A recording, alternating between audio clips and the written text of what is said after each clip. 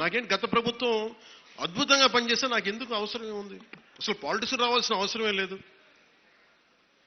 ఉదాహరణకి నల్గొండ లాంటి ప్రాంతంలో ఫ్లోరోసిస్తో బాధపడతా ఉంటే కృష్ణానది నీళ్ళు హైదరాబాద్ దగ్గర వెళ్తున్నాయి, కానీ ఆ దారి ఎంబడి వస్తున్న నల్గొండలో నీళ్లు చాలా సంవత్సరాలు లేవు, ఈ మధ్యన వచ్చినాయి.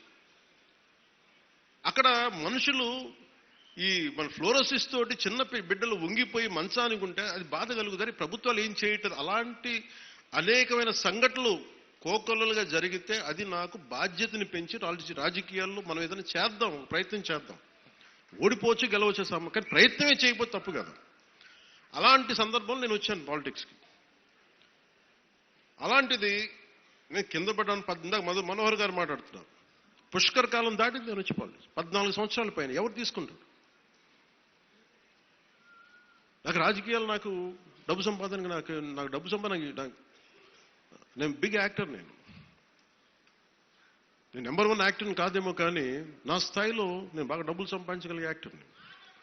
ఓడిపోయినా కానీ, సినిమా ఫ్లాప్ అయినా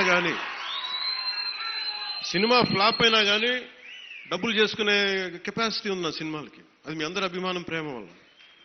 మరి అలాంటి నేను ఎందుకు రావాలి రాజకీయాల్లో కంటే అది నా ఆవేదన, నా బాధ్యత.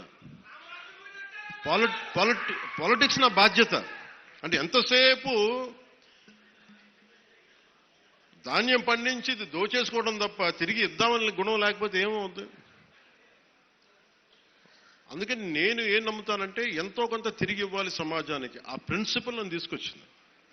అలాంటి నేను కోరుకుంటుంది మన సంక్రాంతి, ఒక కొత్త సంక్రాంతి అవ్వాలి మన పీటికప్పుడు.